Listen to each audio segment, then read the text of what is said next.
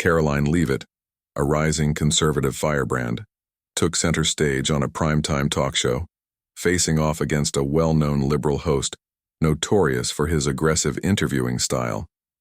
The segment was supposed to be a routine debate, but what unfolded was pure television gold. The host, smirking confidently, leaned forward. "Karoline, don't you think your party is just fear-mongering when it comes to economic policies? The economy is thriving under progressive leadership." Karoline raised an eyebrow. Thriving? For who? Billion-dollar government programs and skyrocketing inflation? That's like saying a house is thriving while it's on fire because it's keeping people warm. The audience erupted in laughter, and even the host's smile wavered. He quickly regained his composure. "Well, that's an interesting metaphor, but let's be real. Progressive policies have lifted millions out of poverty." "Right," Karoline shot back. "And they've also made groceries so expensive that eating 3 meals a day is now considered a privilege. But sure, let's celebrate the progress." The host tried switching tactics. "Okay, let's talk about social issues. Don't you think conservative stances are out of touch with modern America?" Karoline smirked. "Modern America? You mean the one where kids are told math is racist and men can compete in women's sports? If modern means abandoning common sense, then yeah, I guess we're out of touch." The crowd gasped and laughed simultaneously, while the host shuffled his notes, clearly flustered. "Karoline, come on, that's an oversimplification." "Is it, though?" she teased. "Or is it just inconvenient for your narrative?" At this point, the host was visibly sweating. "Let's move on to leadership. Do you really believe conservative leaders are doing a better job?" Karoline leaned in. "Well, considering the alternative is a government that treats criminals like victims, spends more money than it prints, and thinks the solution to everything is more taxes, I'd say. Absolutely." The host blinked, momentarily speechless. The producers signaled they were running out of time, and he forced a smile. "Well, that was spirited. Karoline, thanks for joining us." She grinned. "Anytime. This was fun." As the cameras cut, the internet was already ablaze with clips of the exchange. Karoline Leavitt had just pulled off one of the most epic on-air roastings in recent memory, and the world couldn't get enough of it. As soon as the show ended, social media exploded. Clips of Karoline's sharp comebacks flooded Twitter, TikTok, and Instagram. Hashtags like Karoline Roast Live and Mic Drop Moment trended within minutes. Even people who didn't usually follow politics were sharing the clips, captioning them with laughing emojis and comments like, "This was brutal," and "She turned that talk show into a stand-up special." Meanwhile, the liberal host sat backstage, rubbing his temples. His producers awkwardly avoided eye contact, pretending to be busy with their notes. "That did not go as planned," he muttered under his breath. Karoline, on the other hand, was enjoying the moment. As she walked down the hallway, her phone buzzed nonstop with messages. Friends, supporters, and even some unexpected figures from the political world were reaching out. That was legendary. "You just gained 1 million new fans. Please tell me you're running for something soon." A call came in from a conservative media network offering her a primetime interview slot the next day. Another message popped up from a famous comedian. "I don't do politics, but damn, that was hilarious." By the time she got back to her hotel room, the internet had already turned her lines into memes. One showed a burning house with the caption, "Thriving, just keeping everyone warm." Another featured a fake book cover titled, "Karoline's Guide to Shutting Down Nonsense," with the tagline, "Now a national bestseller." The liberal talk show host, meanwhile, had his own set of problems. Viewers from both sides of the political spectrum flooded his show's comment section. Even his usual supporters admitted he got wrecked. Late-night comedians made jokes at his expense, and conservative commentators replayed the clip repeatedly, analyzing every second of his meltdown. By morning, Karoline was invited onto more talk shows, not just from her usual side, but even from skeptical journalists who were now curious about the woman who had just gone viral. With a smirk, she sipped her coffee, knowing one thing for sure. This was just the beginning. The next morning, Karoline's phone wouldn't stop buzzing. Conservative pundits were calling her a future political powerhouse, while even neutral commentators admitted she had pulled off one of the best media takedowns in recent memory. She scrolled through her notifications, laughing at the endless stream of memes. One of her favorites was a screenshot from the interview with the caption, "The moment he knew, he messed up." Another featured a side-by-side of the host's confident smirk at the beginning versus his defeated expression at the end, with the words, "From gotcha to help me in record time." Then, an unexpected call came in. "Karoline, it's Senator Thompson." She straightened up. Thompson was a heavyweight in conservative politics, someone whose endorsement could make or break a political career. "I saw your interview last night," he said, his deep voice laced with amusement. "That was something else." "Glad you enjoyed it," she replied, keeping her tone light. "Oh, I more than enjoyed it. I think you're exactly what we need right now, sharp, fearless, and impossible to rattle." He paused. "Have you ever thought about running for office?" Karoline hesitated. She had always been involved in politics, but running, that was a whole different game. "I'll be honest," Thompson continued. "The way you handled that interview, that's the kind of fire we need in Congress. People are tired of polished, scripted politicians who dodge questions. You took him on directly, and you didn't just win, you embarrassed him." She exhaled, processing what he was saying. "Look, I'm not saying decide today," Thompson added. "But if you ever want to take the next step, you've got a lot of people ready to back you." After they hung up, Karoline sat back in her chair, staring at the city skyline outside her hotel window. Running for office, was that really something she wanted? Her thoughts were interrupted by another notification, an invitation to appear on a late-night show. This wasn't a conservative network, it was a mainstream platform known for its liberal slant. Interesting. Instead of ignoring it, she smirked and typed a quick reply. "I'd love to. See you soon." If they thought the last interview was entertaining, they hadn't seen anything yet.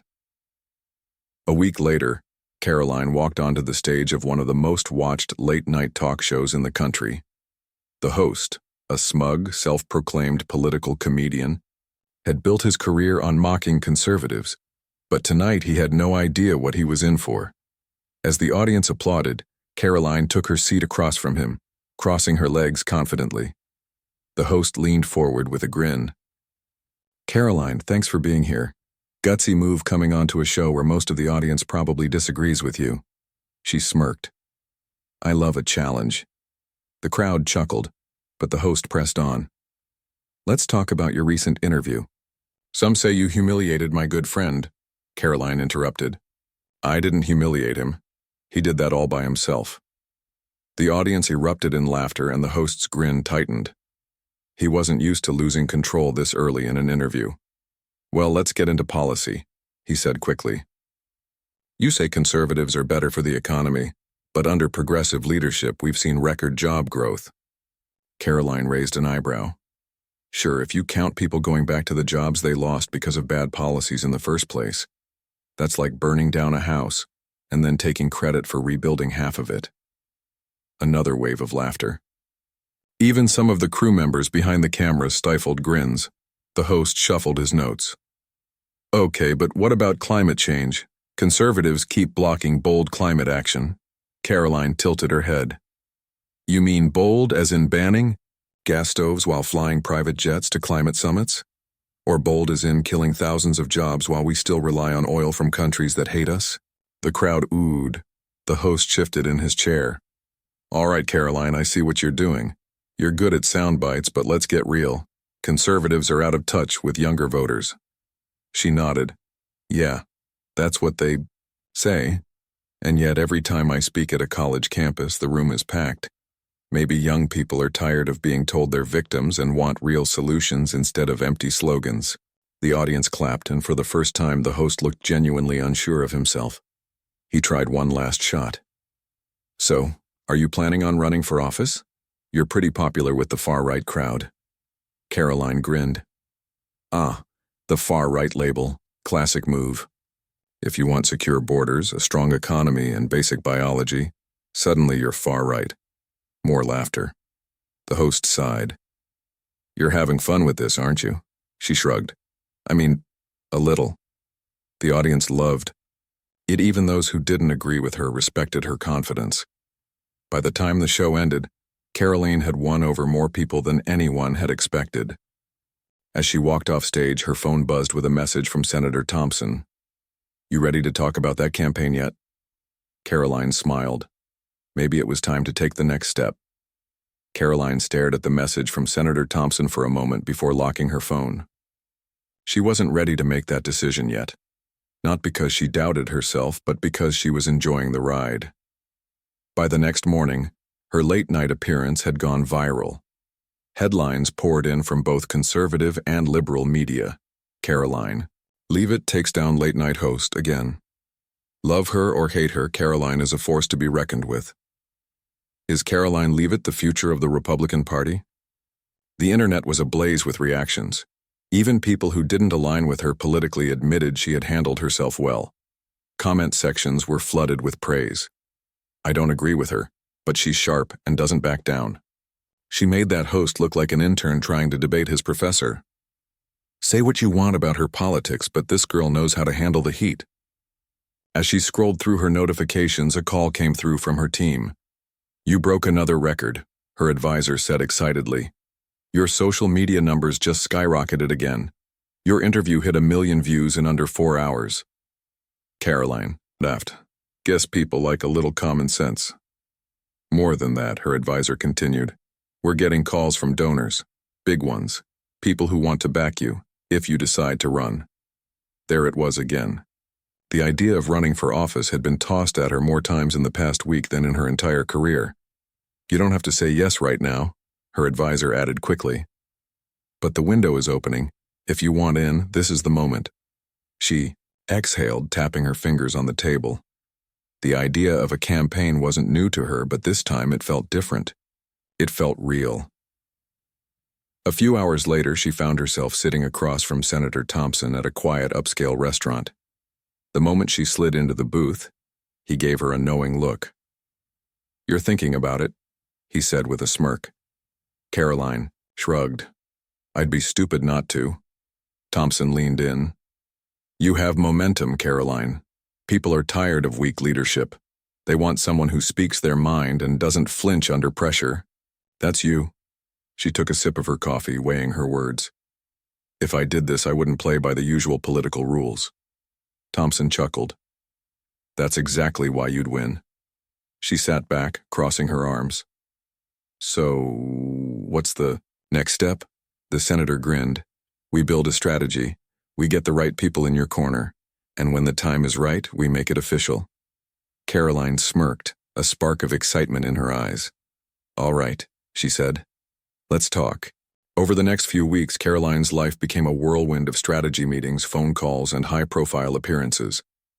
The moment she entertained the idea of running for office, doors began to open faster than she could keep track of. She met with political strategists, conservative donors, and grassroots leaders who all saw the same thing: a young, fearless voice who could shake up Washington. "You have something the establishment lacks," one seasoned campaign advisor told her over lunch.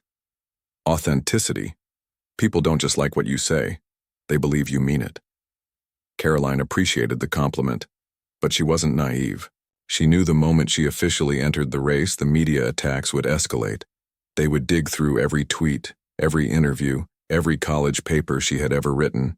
They'd call her every name in the book: extremist, radical, dangerous. But the thought didn't scare her.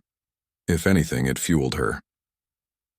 One evening, she was sitting in her office, scrolling through the latest headlines, when she got a call from an unknown number. "Karoline, it's Governor Reynolds." She sat up straight. The popular conservative governor was someone she deeply respected. "I'll cut to the chase," Reynolds said. "I've been watching you. You've got the fire, the wit, and, most importantly, the backbone to take on the DC swamp. If you're serious about running, you'll have my full support." Karoline wasn't one to be easily surprised, but this was big. "Governor, that means a lot," she said. "I won't lie, I've been weighing my options." "Well, weigh fast," Reynolds chuckled. "The movement needs leaders, not bystanders." When the call ended, Karoline leaned back in her chair, staring at the ceiling. This was happening. She pulled up her speech notes, the ones she had been drafting in case she decided to make it official. Her fingers hovered over the keyboard. Then, without hesitation, she typed a new title at the top of the page. Karoline Leavitt for Congress, a new generation of leadership. The next morning, she walked into her team's strategy meeting and placed the speech on the table. "Let's do this," she said. The room erupted in cheers. The campaign had officially begun. The moment Karoline made her decision, there was no turning back. The campaign machine roared to life, and within 48 hours, her team had put together a sleek announcement video, a fundraising strategy, and a list of key endorsements that would shake up the political world. The video was short, but powerful. It opened with a montage of her fiery media appearances, shutting down biased hosts, calling out failed policies, and delivering hard-hitting truths. Then it cut to her walking through her hometown, shaking hands with voters and speaking directly to the camera. "They said my generation would rather stay silent. They said we'd sit back and let the elites run this country into the ground. They were wrong. I'm Karoline Leavitt, and I'm running for Congress because it's time for real leadership. Leadership that doesn't apologize for loving this country, for standing up for families, and for demanding common sense in Washington." The why. Final shot? Karoline standing in front of an American flag, smiling confidently as her campaign slogan faded onto the screen. Fearless, unapologetic, for the people. The video dropped at 9 a.m. sharp. By noon, it had already amassed millions of views across Twitter, YouTube, and Facebook. Conservative heavyweights like Senators Josh Hawley and Tom Cotton shared it, calling her campaign exactly what America needs. Even some liberal commentators admitted it was a masterclass in messaging. Within hours, donations flooded in.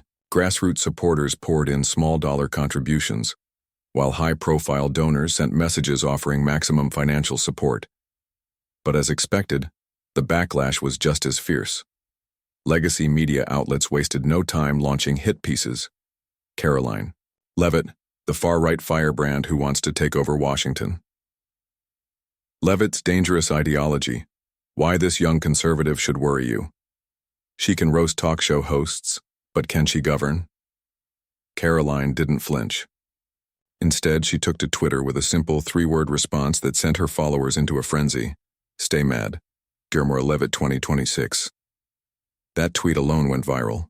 The left fumed, the right cheered, and independents, well, they were just entertained, as the days passed.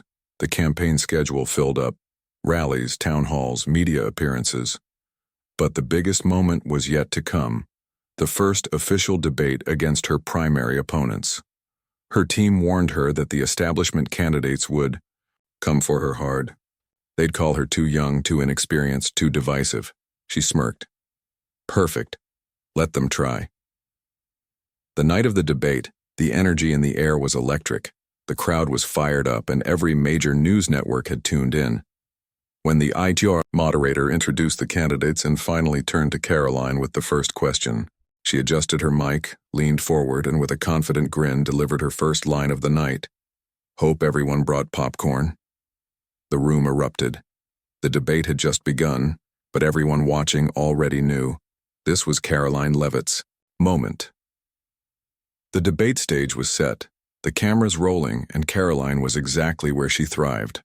Under pressure, in the spotlight, and fully prepared for battle. The first opponent, a career politician twice her age, smirked as he took the first shot. "Ms. Leavitt, with all due respect, you're young, inexperienced, and frankly, this isn't a talk show. What makes you think you're qualified to serve in Congress?" Karoline smiled, her eyes flashing with amusement. "Well, Congressman, if experience means spending decades in D.C. raising taxes, failing to secure the border and getting nothing done, then I'll take inexperience any day." The audience roared. Even some of her opponent's supporters couldn't help but chuckle. The moderator quickly moved on, asking about inflation. One of the other candidates gave a long-winded answer, filled with political jargon. Karoline, however, cut straight to the point. "Inflation isn't just a number on a spreadsheet," she said. "It's the reason moms are skipping meals so their kids can eat. It's the reason gas costs more than a fancy coffee. And it's the direct result of reckless government spending that these career politicians refuse to stop. More applause. Then came the inevitable attack on her divisiveness. Another opponent, a moderate Republican backed by the establishment, chimed in. We need leaders who can unite us, not just throw out zingers on social media. Don't you think your style is a little confrontational? Karoline didn't hesitate. You know what's really divisive? Open borders, crippling taxes, and politicians who tell hardworking Americans they just need to sacrifice more while they live in gated communities. I'm not confrontational. I'm just willing to say what everyone else is thinking. The crowd exploded. The establishment candidate looked like he regretted asking the question. As the debate went on, Karoline delivered hit after hit, using facts, humor, and plain common sense. By the time closing statements came around, her opponents looked exhausted. She ended with a powerful message. This race isn't about me. It's about you, the people who've been ignored, lied to, and told you just have to deal with bad policies. Well, I refuse to accept that. If you want a leader who will fight for you, not the lobbyists, not the elites, and definitely not the media, then I'm your candidate. Because I don't owe the establishment anything, I owe you everything. Mic drop. The debate ended, and within minutes the internet was flooded with reactions. Polls showed Karoline as the clear winner. Even media outlets that didn't like her admitted she had dominated the stage. The next morning, fundraising numbers skyrocketed.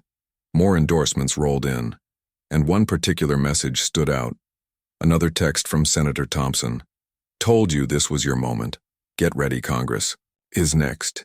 Karoline smiled as she took a deep breath. This campaign wasn't just taking off, it was unstoppable.